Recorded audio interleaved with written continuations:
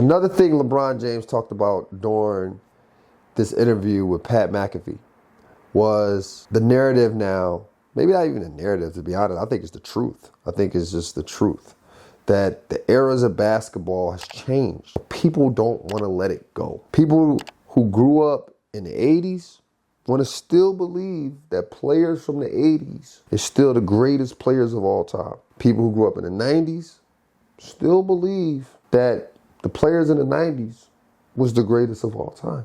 I put out a video that talked about Michael Jordan. I'm going to say this and I'm going to continue to say this. Michael Jordan is my number 2. He's my number 2 player of all time.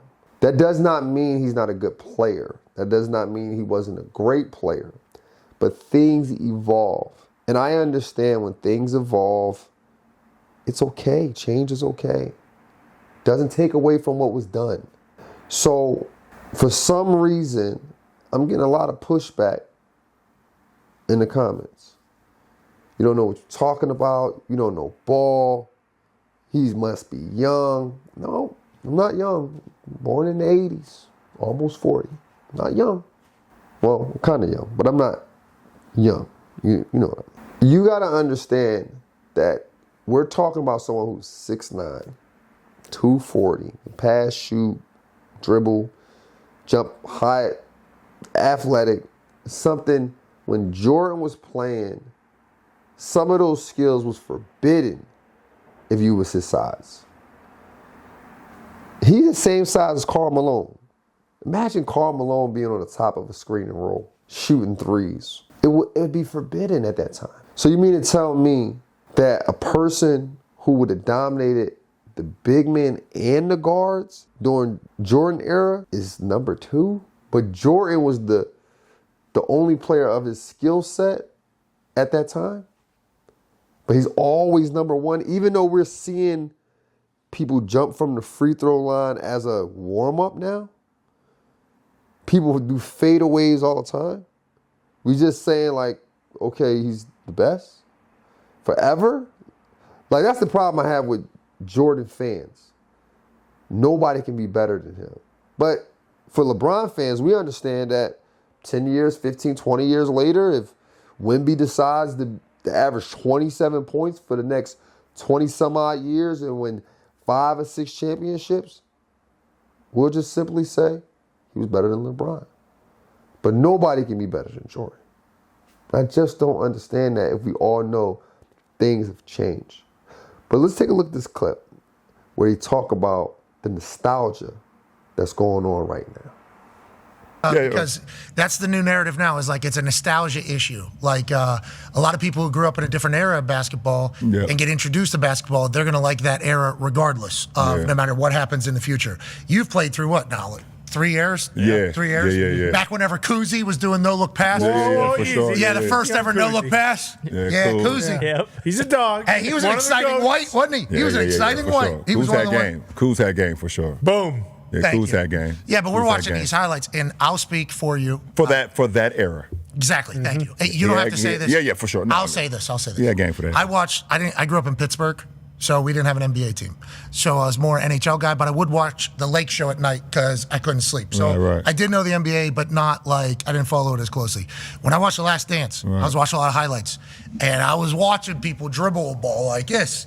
And I was like, I don't know how that works in modern basketball. I think you guys have played a couple different sports. I think there was a Kuzi era of sports where a no-look pass, holy shit. Then there was an era where people were starting to get like nasty. There's some more. You had some Pistol Pete Maravich. He started coming in and started, getting a little bit in that. But then the ball was hitting off guys' heads and stuff. So they looking at him like, ugh, what are you doing? Like, never see those lowlights though. Only see the highlights. Highlights are only the bangers survive.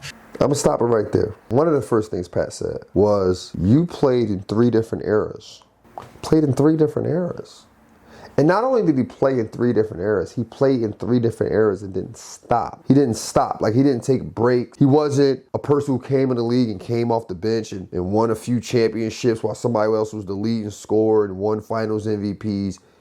He played from high school until he's 40 years old and was able to average over 25 points a game after his 3rd year in the league and hasn't stopped. he adapted to every era of basketball that he played in. It's like, you know why Jay-Z is a really good artist?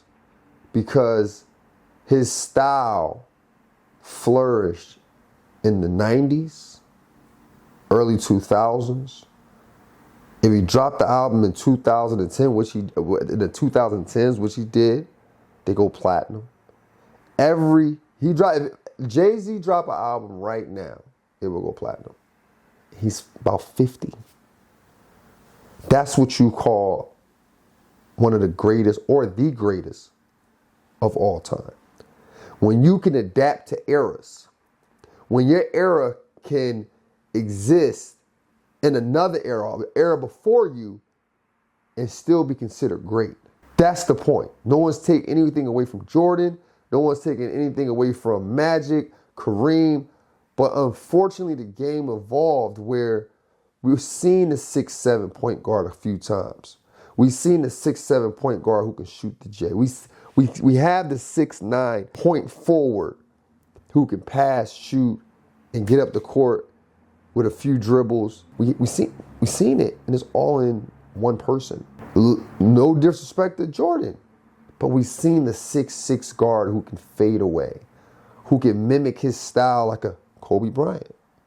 Not saying Kobe Bryant is better, but I am saying that the things that we once was and all about, jumping from the free throw line and all that good stuff, we've seen someone throw the ball between their legs from the free throw line.